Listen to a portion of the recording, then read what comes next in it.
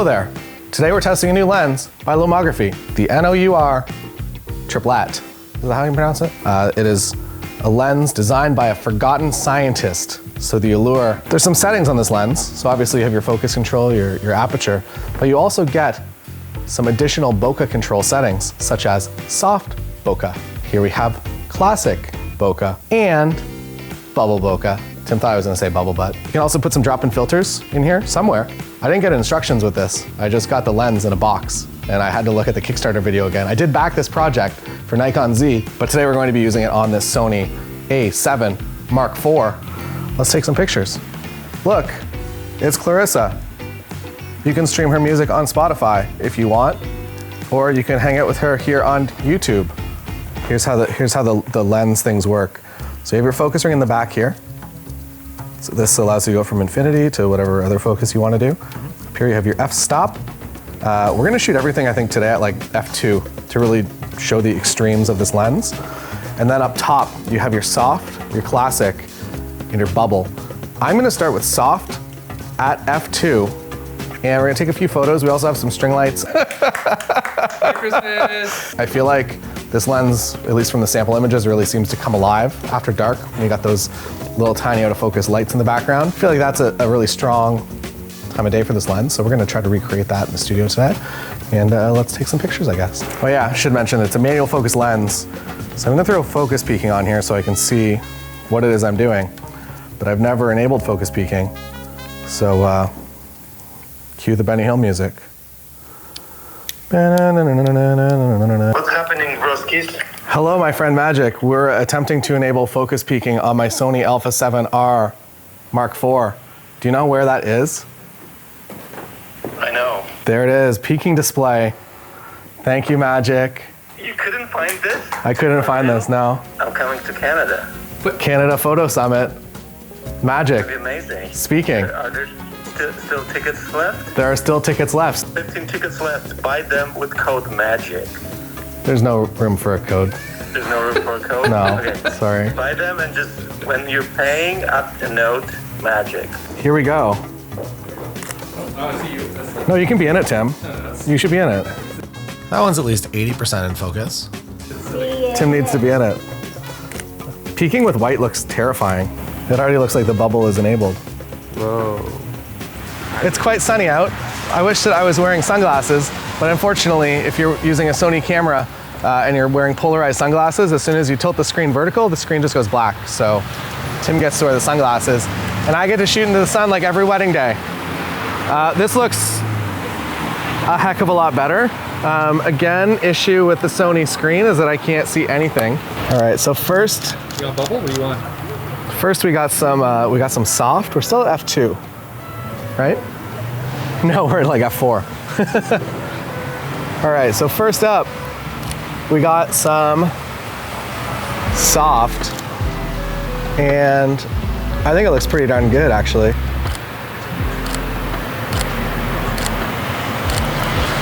I think it looks really cool. And we'll try a bubble too. And maybe some of these will be in focus. I'm not really paying too much attention to my compositions. I'm also crying from looking into the sun. My brain goes to the aperture ring as the focus ring, so I keep doing this, which is a bit of a bummer. Focus ring's just a little bit tighter to your lens, so maybe you might not be used to it, but you can train yourself. Let's do some bubble. Oh cool, is this a space for voiceover? Come to Canada Photo Summit, April 22nd to 24th, 2024. Here in the city that you're seeing right now. So I get to cry again by looking at the sun. We're gonna do a few kind of full-length shots here and see what works. Oh, it does some interesting flare. I like that a lot. I couldn't tell you if I'm anywhere near in focus, to be honest. The focus peaking is picking up Clarissa's arm, so I think that's good. Maybe we'll stop it down, so we'll actually stop down to, never mind, I'm at 5.6 again, because my brain, that's where it goes. Let's go to f2.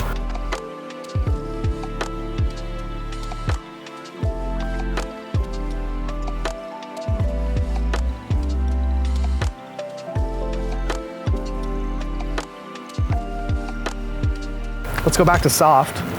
Do a few on soft. And I'll do some full length. Still at f2 for this.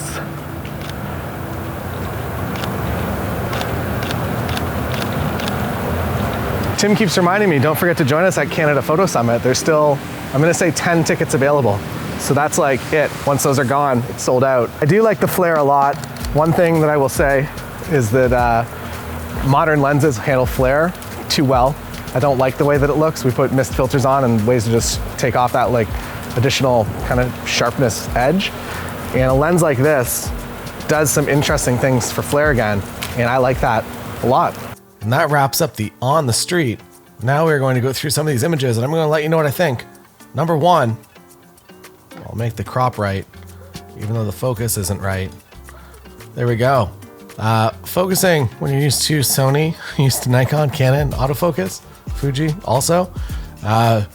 It takes a minute to relearn manual. So I think maybe there's some enjoyment in there that you get to relax and take some time with your images. For me, I've just gotten to a very efficient place where I am very comfortable taking a lot of photos very quickly. This lens does not allow you to do that. You got to slow down. And as you can see, basically a photo like this, like the background, it does have an interesting feel to it, and you can see some of the little bubbles or whatever's going on up here. But overall, I would say if you're shooting in situations that are pretty normal like this, it looks kind of like a normal lens. What you really have to get is that depth in there. Once you start getting a lot of depth, like the alleyway we're shooting down, all of a sudden the photos look a heck of a lot better. There's also slide-in filters for bokeh. So if you want to make hearts, when the bokeh does the bokeh thing, if you want to make it a heart or a star or a snowflake, that's also a thing you can do with this lens. So that's exciting if you're into that. I find that there's already kind of enough going on with this lens that I don't necessarily need to add another level of kind of craziness. But if that is within your bounds of creativity, then that's awesome. And now getting outside. So yeah, Sony screens, Sony, even through the EVF with focus peaking. So one of the issues with focus peaking and this lens is that if you are shooting on soft and maybe you're at f2, is that there's not a whole lot that's actually in focus for focus peaking to actually latch onto and tell you it's in focus. So I would rely on areas like this here, and it would light up a little white line there, and I'd be like, okay, that's close enough to her eye line. But as you can see, it wasn't exact, so maybe stop down a little bit. Or if you like this look, by all means, just go for it.